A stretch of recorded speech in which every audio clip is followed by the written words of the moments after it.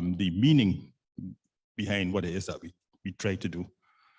Business-wise, profit and loss, having a museum in Barbados does not work. I mean, it's not a business in that regard. It's not something that you do because you want to make a big living out of it. It's not going to happen. And as far as the community is a very small one and a relatively unsophisticated in terms of what is needed to have the kind of gate receipts that are required to keep this kind of operation going. But we do it nonetheless. We have had 3 examples over the past 4 or 5 years of visits, couples, 2 coming from South America, 1 from Chile, 1 from Argentina. And we had a couple coming from Azerbaijan.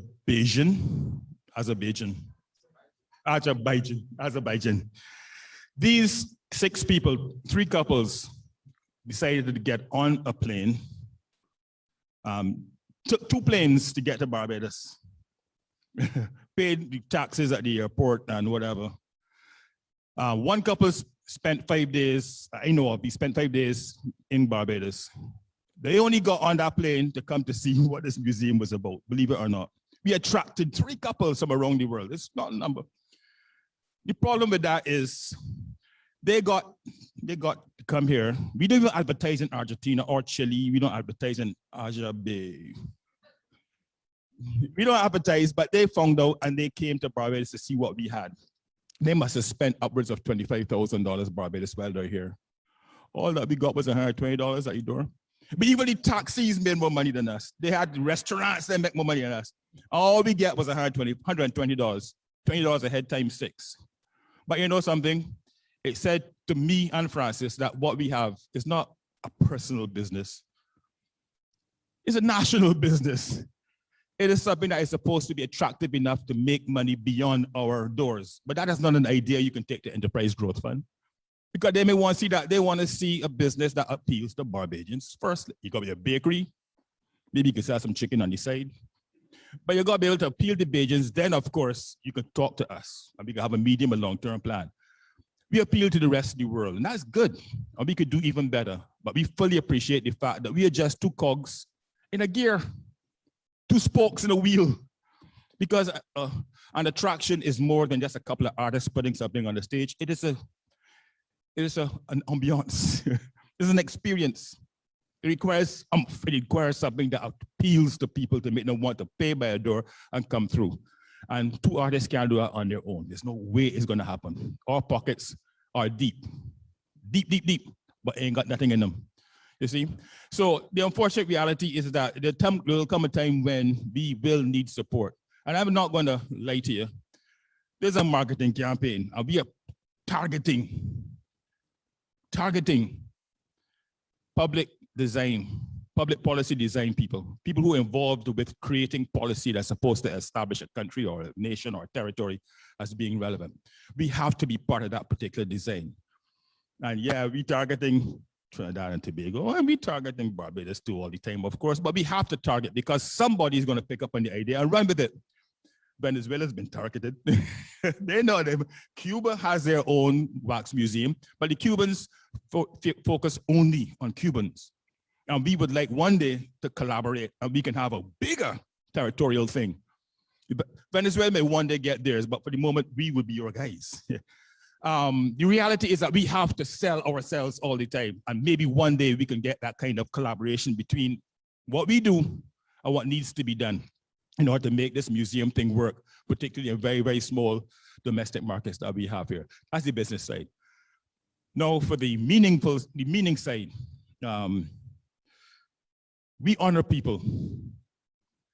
That's what we do. We're in the business of offering them perpetuity, a way that they will never, ever be forgotten. I think that's the best that you can offer someone if you have a way of doing it. A moment in time, in 3 dimensions, I don't think you can beat that. Of course, in the Caribbean, we honor people in different ways. In the States, they put a star on the road and have people stand up on them and dogs walk past and do what dogs do on cement. You know, you put plaques on walls, you rename buildings. You know, we do everything, which probably does make sense in a way, but after those people pass on, the meaning passes on because the name that was attached to a building no longer becomes the, the name of the person, it becomes just a name of a building, a geographic location. That's all it is. So the honor is dead as the person passes on. We are trying to get beyond that. You could put a picture on the wall. Even the picture does not say much once that person, or book on the shelf, unless you're involved in research, you're not going to go and seek that book out to find out what it is that these people have done. We are offering something that keeps these people before the public forever. Three-dimensional art does that, and the outdoor art in particular can do that. We had a statue here. I'm not sure whether many of you remember, because once the statue has been removed, his memory will be removed too. We had a three-dimensional monument there in Bridgetown that was there for many, many years. And he caused real trouble. And he had to cause trouble because he was properly represented. I'm glad he was gone. I'm glad he's gone. But the point is, there is not a Barbadian alive who did not know who Horatio Nelson was.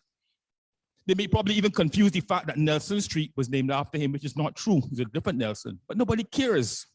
Nobody really cares because it's the name of a street.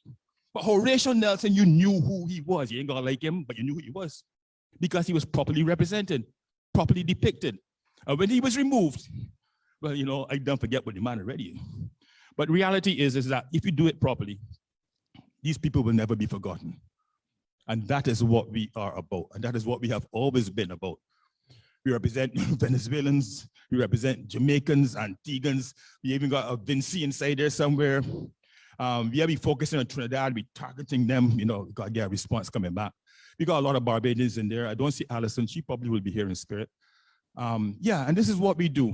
And they all, when David Rudder walked through a museum, and David, he stopped, he looked, and I said, David, what happened? He just stood up. I said, but David would say something, man. He said, that's how you want you to depict me.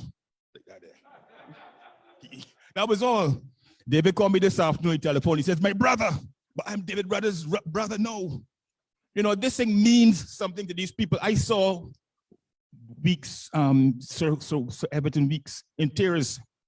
We unveiled a bust of him 15, 20 years ago, and it's falling apart now. And the man was in tears. He said, if only my parents were alive to see this happen. Three-dimensional work does this to people. It does. It means something to them. And everyone that, Gabby, Ambassador Gabby, no, you didn't actually cry, Mama. If you did, I would make that public. Make no mistake about it. But yeah, it meant something to be done this way. When Sparrow was unveiled last year, and Gabby was proud of the fact that his good friend Sparrow was treated in like manner to what he had experienced. That made me feel good. I mean, we take lashes for that. And again, tomorrow, we can take lashes for these here too, because that's the Caribbean. But if you can't take lashes, don't do this. I've seen artists come up with all kinds of fancy stuff and nobody criticizes them because, you know, you can do your stuff. Or you come with this, man, the dress look bad, the eyelash don't look right. They're gonna find everything wrong. We had over about 20,000 comments last year. 15,529 of them were bad. I count them all. They were all negative, and it was based on a picture that was not properly taken. So we got all the lighting here. We're making sure we're covering all of our bases this time around. We can't make a mistake like that a second time. And if they find errors, and they will find because we're not perfect. It's only 2 people doing this. Could you imagine if we had a team? A team. But that's fine. We can take lashes tomorrow. We know it. But hey, my shoulders are broad. I knew David for a very long time, and his shoulders broad, and he's my hero, so my shoulders broad too. I think that's it. And Lynette, thank you very much for your kind words. And yeah, we together. There's a team here. We keep going, and in fact, we got threesome, Justin included.